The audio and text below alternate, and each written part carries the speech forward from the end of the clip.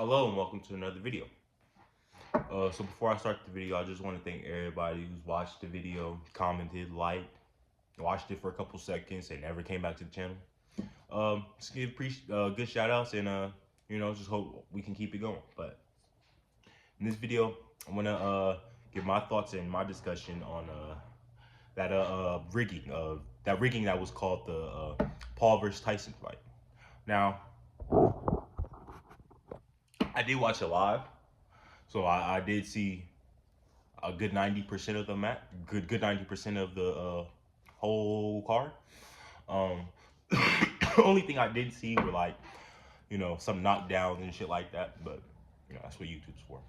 But yeah. So my whole thing, basically the whole, I'd say the whole yeah, whole card was good. I feel like the fight between the two ladies, the Irish woman and Serrano, I feel like that was the best match of the night. Rigged as shit. That shit was rigged as fuck. But best match of the night. But, even before I get to breaking this shit down, very spookily like I do, I was gonna talk about the fights. Like, so, the first fight between the Indian gentleman and the Brazilian gentleman, Goyat, and I forget who the Brazilian gentleman was. That was a good bout. That was a really good match. I like that one. You can tell, you feel me? They're just now professionals, and boom, boom, they're going crazy. Only thing I didn't like about that match was when Goyat humped him in the corner. That was just like, you should let Mike Tyson do some shit like that. I don't understand. I don't know. But other than that, that was good. And then the fight between Ramos and Barrios, the two Mexican gentlemen, that was also a good fight. It was very close. At first, I thought Ramos should have won because he was defending real well and he was getting some decent shots. But when I look back at some clips, I'll be like, oh, Barrios did knock him on his ass. Barrios was coming in with the mitts. He was coming in with some heat. He was. And that was a good match though. That was a good match, and you feel me? I like how basically they had 10 seconds to 10 seconds to get over with that round, and I like that part. Now, when it got to the fight between Serrano and the Irish chick, that's when I knew it was gonna be some bullshit. Cause mid-game, I had done my little gematria. I just did gematria on first of all, before I want to start that, in case anybody missed, this is some gematria I did. How it is right, how it's written on Netflix, Paul versus Tyson, it equals 113. It equals something else, but 113 just stuck out to me. Y'all can do it in yourselves, the people that are in gematria, but y'all can do it yourselves. It equals 113, and 113 is a number of deception, the number of dishonesty, basically. You feel me? Bullshit, politics, puppets, green screen, Los Angeles, California, all things that have to do with faking something or being ingenuine equal 113, which is what the second half of this whole card was. When it got to Serrano and the Irish chicken, when it even got to Jay Paul, even before it even got to the Mike Tyson fight. But I'm gonna talk about that after I get done. After I get done with the Serrano fight. So the Serrano fight, everybody's seen that. What was her name? Taylor headbutted Serrano. Everybody's seen that. The crowd seen it. The judges seen it. The people at home seen it. Only person that supposed to that just magically didn't see it was the person that was in the ring. That was the ref. The only person that didn't see it happen was the ref. And even if you go back, and I think it's Serrano's trainer, it's somebody's trainer, but they keep talking, like when they're talking about Taylor going in for the headbutt, he keeps mentioning, like he keeps emphasizing head. Like he keeps emphasizing on using the word head. as in like the headbutt that she keep doing, because she headbutted her ass at least a good 6 times minimum 6 times. And if you go back to whoever the trainer, I think it was Sereno's trainer, he's literally talking about her headbutt, and he literally is emphasizing the word head. He's emphasizing it. Like he keeps emphasizing the word head. Right. Um and then she keeps headbutting her, and then basically her fucking her she basically has blood in her eye, and her shit is like fucking just fillet.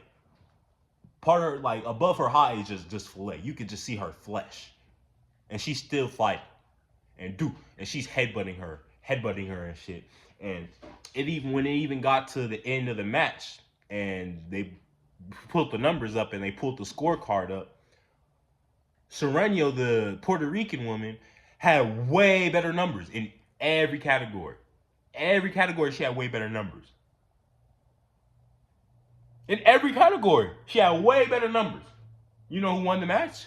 Taylor, the Irish chick. Now, I'm not the one to make it about race, but that's what it looked like to me. That's sure what it looked like to me. Because listen, I'm not one to make it about race. I think that shit is annoying. But they that's what it looked like. That's what it looked like now. Because they gave Serrano the match, and no, not Serrano. They gave Taylor the match, and motherfucking she what? She should have been disqualified. Taylor should have been disqualified. All those fucking headbutts. And on top of that, Serrano had way better numbers than she did. So even if it went to decision, Serrano should have won. She should have won regardless, because she fucking headbutted her.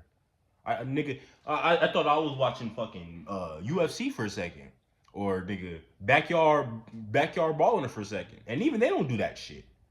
Them niggas aren't fucking headbutting this shit, bro. Nigga, I think I'm watching the fucking Fight Club or something. No, like nigga in there, you feel me? She's a professional, so I'm thinking, bitch, what? Okay, if it happened 1 or 2 times, that was an accident. Okay, that's one thing, but at least 6 times, it's probably more. You could probably go back and look at it, but she literally is mixing wind into her and is charging with her head, literally headbutting her. And Serrano may or may not be. I'm pretty sure she was. Let's be honest. Because even when they're like getting in together, if you ever watch wrestling, when like right before they're about to do moves, or they're whispering to each other, but they're doing it so discreetly, they call it calling plays. That's what it kind of looked like to me in that boxing ring. That's just an observation I had, but it kind of looked like that to me in that boxing ring.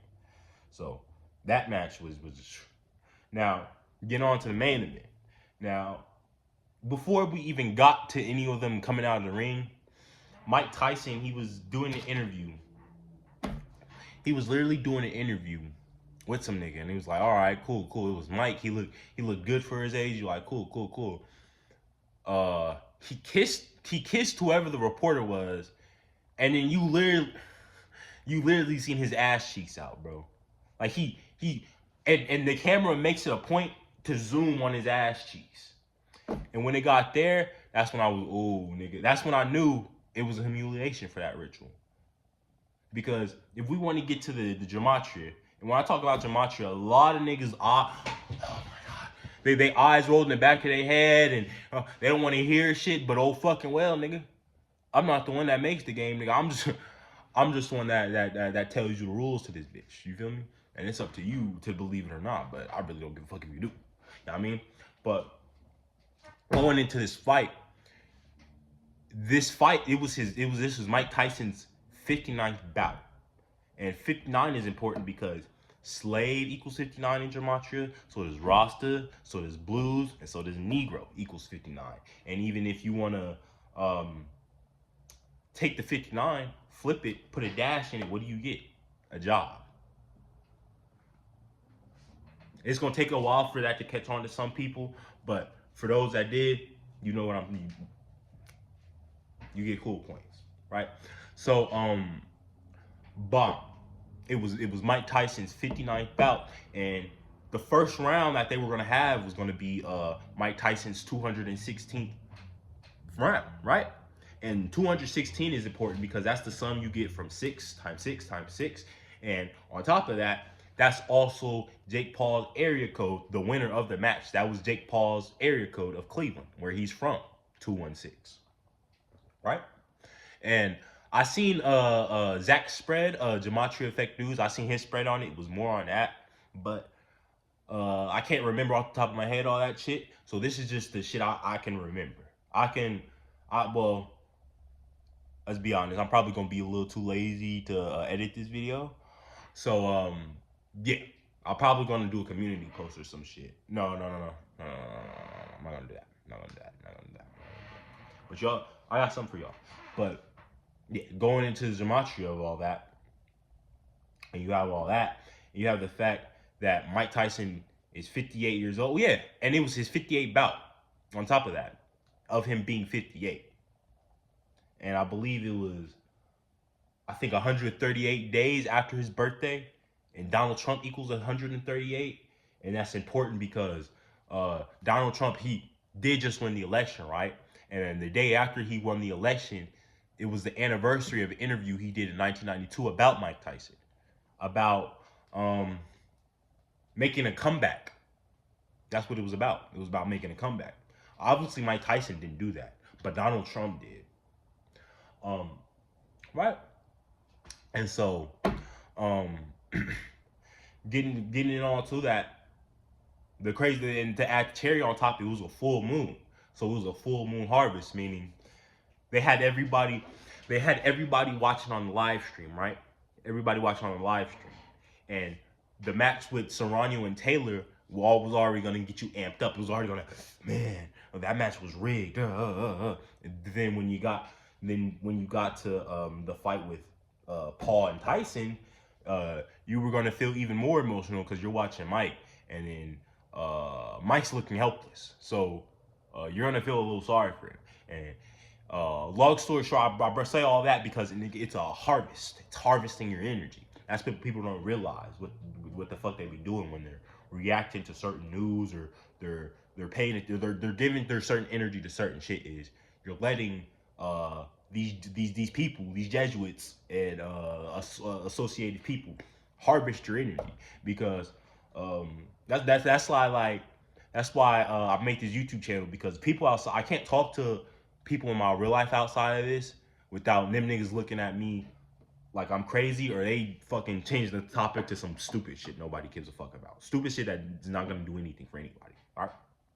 Like, you tell somebody, I'm getting a little sidetracked here, but you tell somebody something that they could probably benefit from, or probably use, or probably learn from, nigga, they gonna act like you speaking Mandarin to them. They don't understand shit. They don't want to understand shit. But when you talk about some useless bullshit that's not gonna do nothing for you or that person, oh nigga, they talk about that shit for hours.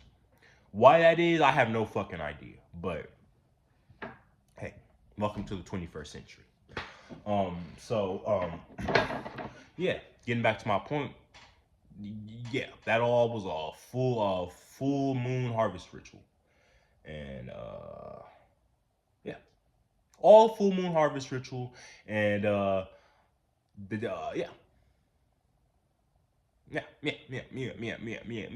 I was basically just gonna say more of the same shit I just said, but yeah, that whole Paul versus Tyson fight was pretty much just a passing of the torch, essentially.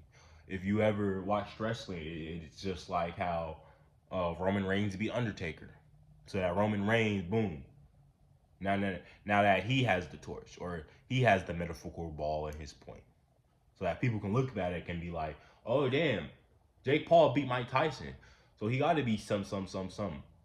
Knowing, like, and the crazy thing is, Jake Paul is 100 other fucking boxers Jake Paul could have fought, but he chose to fight a 58-year-old boxer, a 58-year-old man, and 58 as an athlete, bro, that's like dog years. So your body's not gonna be the same. You feel me? Like a 58-year-old boxer's body's not going to be the same as just a regular 58-year-old person who's had a job his whole life and take care of his family. Their bodies are not going to be the same, right? So that was just my thoughts on that rigging called the Tyson versus Jake Paul fight. Let me know. Always be sure to let me know your opinions in the comments, and like, comment, share, all that shit, and you feel me? Tune in for some more video. I got some more shit coming.